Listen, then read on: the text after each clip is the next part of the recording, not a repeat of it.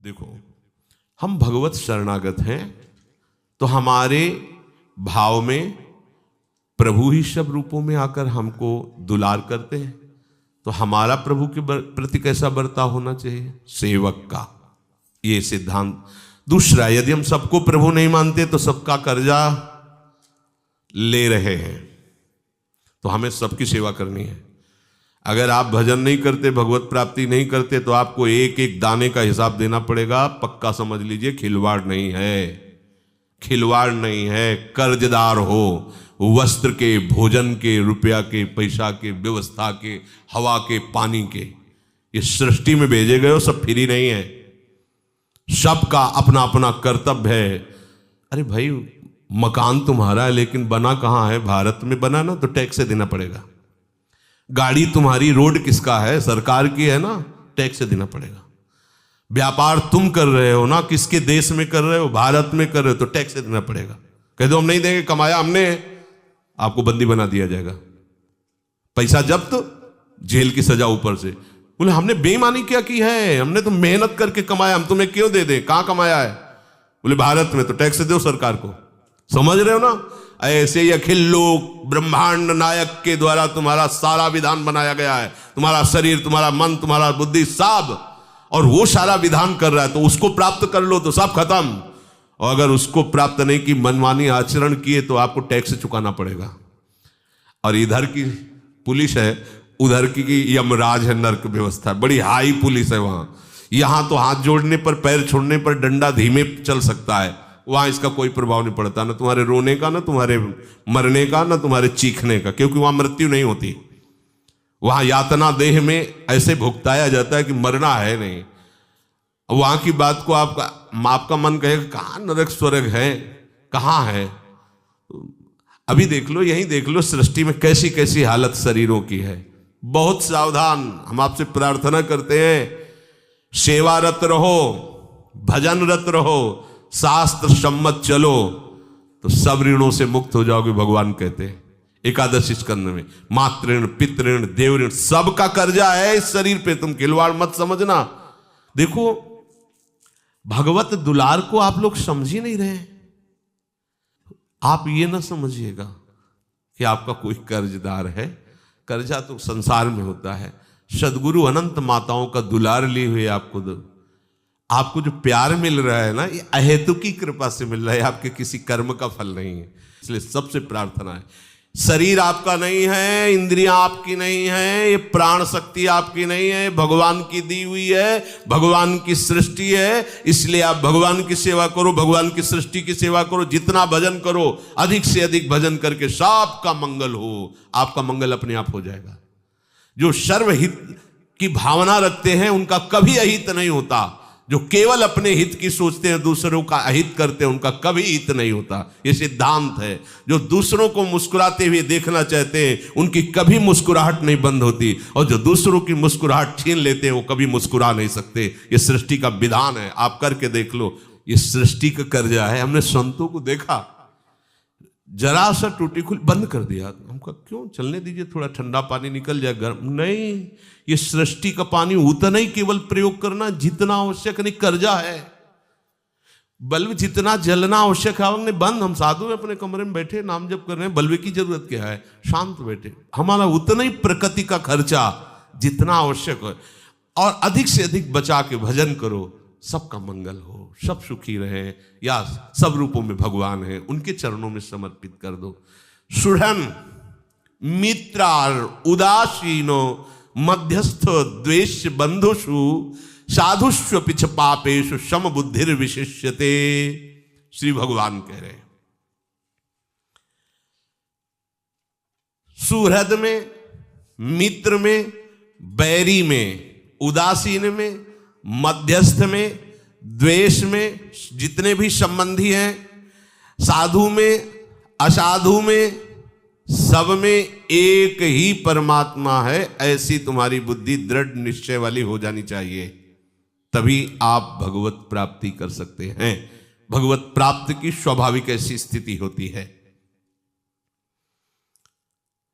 जो माता की तरह प्रेम करता है,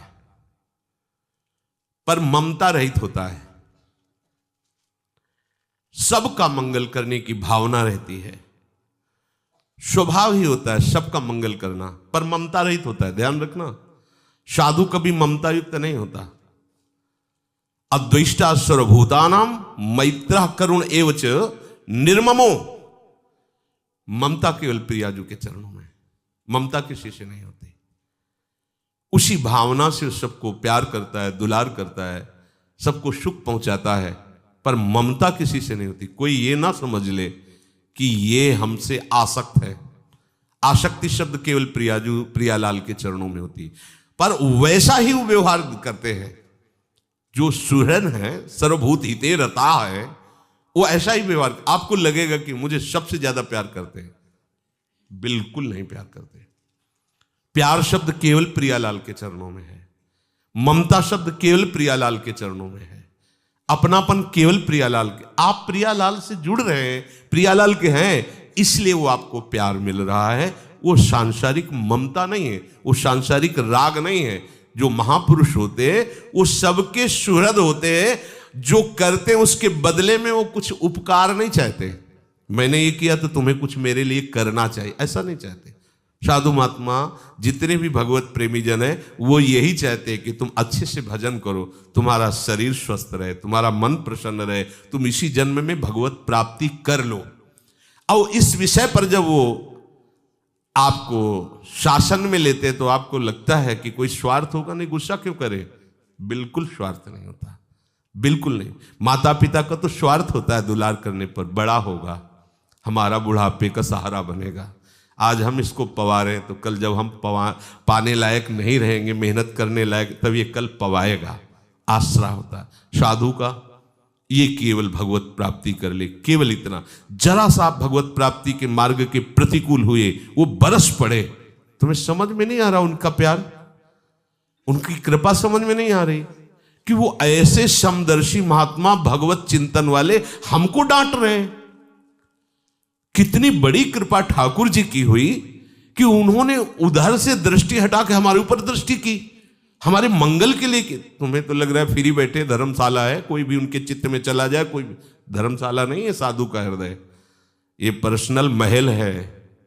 एकांतिक प्रेम जिनके हृदय में है वो संत महात्मा देख लें, हमसे भाषण कर लें, हमें सेवा का सौभाग्य दें, तो ये हमारे ठाकुर की विशेष कृपा हमारे ऊपर हुई। हम लोग क्या समझते हैं, इनकी जिम्मेवारी, चलो मान गए, तो तुम्हारी जिम्मेवारी क्या है? तुम्हारा भी तो कर्तव्य है कि तुम उनकी आज्ञा का पालन करो। कोई भी संत ऐसी आज्ञा नहीं कर सकता जिसमें तुम्हारा अहित हो, अमंगल हो, पक्का समझना। उनका हंसना खेलना, नाराज होना, उनका प्यार भरा वचन बोलना या कटु वचन बोलना, दोनों बातें तुम्हारे मंगल के लिए होती है। सदैव कटु शासन ही नहीं किया जा सकता, कभी कभी प्रेम। अब जब प्रेम की बात होती है, हंसना खेलना, तो उसमें तुम्हें ममता नजर आएगी। ममता मां से भी बढ़कर है, दिखाई देगी, लेकिन एकदम किंचन मात्र ममता नहीं। सुहृद, वो सबके सुहृद है। वो जब जिससे बात करते हैं उसको यही अनुभव होगा कि सबसे ज्यादा हमको प्रेम करते हैं। पर सच्ची मानिए वो केवल अपने प्रभु से प्रेम करते हैं, सब में अपने प्रभु को देखते हैं, इसलिए सबके अहेतुकी मित्र हैं, सबके अहेतुकी वो कृपालु सुहृद हैं। और जो उपकार के बदले में उपकार चाहता है वो मित्र होता है। तुम्हारे संकट में काम आए, तुम हमारे संकट में काम आइए, ये हमारी मित्रता होगी। ये संतों में नहीं होता। सुहृद संत होते हैं, सुहृदम सर्व भूतानाम, ये भगवत प्राप्त संतों का स्वभाव होता है। भगवत प्रेमी महात्माओं का, साधक का इसलिए नहीं कि साधक अभी अपने को ही नहीं समझ पा रहा है, अभी अपने को ही बंधन से मुक्त नहीं कर पा रहा, तो कैसे सुहृदम सर्वभूतानाम होगा? वो तो एकमात्र भगवान ही है सुहृदम सर्वभूतानाम, और भगवान में जो तन्मय हो गया वो भगवत स्वरूप हो जाता है। उसका भी स्वभाव ऐसे ही होता है जिसमें तन्मय हुआ है। जैसे भृंगी कीड़ा दूसरे कीड़े को भृंगी ही बनाता है, ऐसे ब्रह्मविद ब्रह्मयु भवति, जो भगवत चिंतन करता है भगवान का स्वरूप हो जाता है। सुहृदम सर्वभूतानाम। मित्र उसे कहते हैं जो उपकार के बदले में उपकार चाहता है अंदर से। सुहृद बिना कारण दूसरों का हित करने वाला स्वभाव, और दूसरों के बिना कारण सुख का नाश करने वाला होता है अरि, शत्रु। बिना कारण झगड़ा मोल ले लेना, बिना कारण उसके, ये जो दुष्ट स्वभाव होता है जिनका, वो केवल तुम्हें मुस्कुराते देख लें और खा पी के सुखी देख लें, उनकी छाती जल जाएगी। कोई मतलब आपसे नहीं। अब वो हर उपाय करेंगे, यहां तक कि वो अपने को मिटा के आपको मिटाना चाहेंगे। ऐसे होते हैं जो दुष्ट स्वभाव के जन होते हैं। उनको आखिरी हद उनकी ये होती है कि तो ठीक है, फिर हम भी नहीं जिएंगे पर तुमको भी नहीं जीने देंगे। बोले भैया कारण क्या है? कुछ नहीं, स्वभाव है उनका, दुष्ट स्वभाव है, और वो देख करके जलते हैं। अब क्या उपाय करें, कौन सी ऐसी बात करें जिससे इसकी मुस्कुराहट बंद हो? ऐसे होते हैं दुष्ट स्वभाव के शत्रुजन, जिनका स्वभाव होता है, जैसे संतों का पहला स्वभाव होता है सुहृद, अहेतु की कृपालु, बदले की कोई भावना नहीं कि आप बदले में उनका हित कीजिए, आपका भजन बने, आप ब्रह्मचर्य से रहें, आप संयम से रहें, आप भजन करके भगवत प्राप्त हों, जिससे आपका परम मंगल हो। और इसके विषय में जब वो शासन करते हैं तो आप सोच सकते हैं नाराज है, या वो जब दुलार करते हैं तो आप सोच सकते हैं बड़े ममता युक्त है। लेकिन दोनों बात नहीं, न नाराजगी है न ममता है, केवल तुम्हारे साधन को सुरक्षित रख के साध्य वस्तु तक पहुंचाना वो अपनी सेवा समझते हैं। ऐसे ही जो दुष्ट स्वभाव के जन होते हैं, वो बिना कारण, जैसे वो बिना कारण हित करते हैं, ऐसे बिना कारण वो अहित करते हैं। कोई न कोई उपाय सोचते रहते हैं, जैसे संत जन सोचते रहते हैं कैसे जीव का मंगल हो, क्या किया जाए जिससे घोर विषयी से विषयी पुरुष का भी कल्याण हो जाए, क्या उपाय, कौन सा साधन, कौन सी बात इनको बता दे। ए सुनो, मान लो हमारी बात, आपको ऐसे, ये जानते कौन बोलता है? ये हृदय का अपनापन बोल रहा है। ए सुनो, बस केवल इतनी बात मान लो। ये जैसे सत्संग में निकलता है ना, उसको पकड़ो, वो हृदय की बात निकल रही हो, ए शब्द अपनों से कहा जाता है। ए सुनो, बिल्कुल जो सगा होता है उससे कहा जाता है आप सब सगे हैं, क्योंकि हमारे प्रभु के हैं ना, तो आप हमारे सगे हैं। ये जो बातें निकलती हैं केवल मंगल के लिए निकलती हैं, आप उसे स्वीकार कर लीजिए। ऐसे ही जो दुष्ट स्वभाव के जन होते हैं, बिना कारण आपका मंगल करेंगे, बिना कारण। एक का पड़ोसी खूब धन संपत्ति और लड़का बच्चा परिवार सब, तो वो दुष्ट स्वभाव का जो पड़ोसी था, उसने, इनकी जलन बढ़ती रहती है, ये बहुत विचित्र होती जलन। तुम्हारी दुकान है, बगल वाले एक दुकान चल गई तो जलन हो रही है। कुछ नहीं, तुम्हारे गांव में है, किसी कोने में घर है, उसके लड़के की नौकरी लग गई, वो एक गाड़ी ले आया, थोड़ी व्यवस्था बढ़ गई, अब कईयों के जलन होने लगी। क्या किया जाए जिससे लिमिट में आवे, जिससे नीचे आवे तो ऊपर उठता। दुष्ट स्वभाव बड़ा विचित्र होता है। अब वो थोड़ा शास्त्रों को भी पढ़ता था, तो उसको मंत्र का ज्ञान था। उसने मंत्र का अनुष्ठान किया और देवता को प्रकट किया। देवता ने कहा क्या वरदान चाहते हो? बोले अब आपसे तो कुछ छुपा नहीं है, मैं जिसका जो चाहूं वो हो जाए ऐसा वरदान मुझे दे दो। बोले हाँ ठीक है, अगर उसको एक होगा तो आपको, अगर आपको एक होगा तो उसको दो होगा, चाहे बुरा करो या भला करो, ऐसा करो। हाँ ठीक है चलेगा। उसने कहा मेरी एक आंख फूट जाए तो पड़ोसी की दोनों, मेरे दरवाजे में एक कुआं हो जाए, पड़ोसी के दो कुआं। मतलब वो अपने को मिटा करके पड़ोसी को दुख देना चाहता है, क्योंकि आंख अंधी हो जाएगी तो हमें तो एक से तो दिखाई देगा ना, वो कुएं में गिरेगा। अर्थात दुष्ट प्रवृत्ति का यह स्वरूप होता है कि वो आराधना करके, दैवी शक्ति संचित करके भी वो जगत अमंगल ही चाहता है। ठीक ये दुष्ट स्वभाव शत्रुता का व्यवहार करता है, किसी के भी, किसी के कहीं भी हो। देखो ये मानना नहीं है कि केवल कोई दुष्ट ही होता है, सबके हृदय में दो वृत्तियां होती हैं, एक साधुता की, एक दुष्टता की, सज्जनता की, एक दुष्टता की। अगर दुष्टता का आपने पक्ष ले लिया तो चरम सीमा तक जा सकती है, अगर सज्जनता का पक्ष ले लिया तो चरम सीमा तक जिसे कुमति और सुमति कहते हैं। सुमति का आपको संग मिल जाए, आप सुमति से चल पड़ो तो महात्मा बन जाओगे, और कुमति से चल जाओ तो सर्वनाश, अपना भी और दूसरों का भी, पूरे परिवार का नाश करवा देती कुमति। देखो दुर्योधन का, देखो ना रावण का। मंदोदरी कह रही राम विमुख हाल तुम्हारा, रहा न को कुल रोवन। यहां विभीषण जी पहले ही कह दिए थे, तू उर्वशति कुमति, तुम्हारे हृदय में कुमति वास कर रहे। तू उर्वशत कुमति विपरीता, तुम्हारे विपरीत बुद्धि कुमति वास कर, इसलिए तुम्हारा नाश निश्चित है। सुमति जिसके हृदय में होती सुख शांति नाना प्रकार की ऐश्वर्य आ जाए। जहां सुमति था संपत्ति नाना, जहां कुमति था विपत्ति निदाना, तो उर कुमति बसी विपरीता। तो ये कुमति और सुमति सबके हृदय में होती है।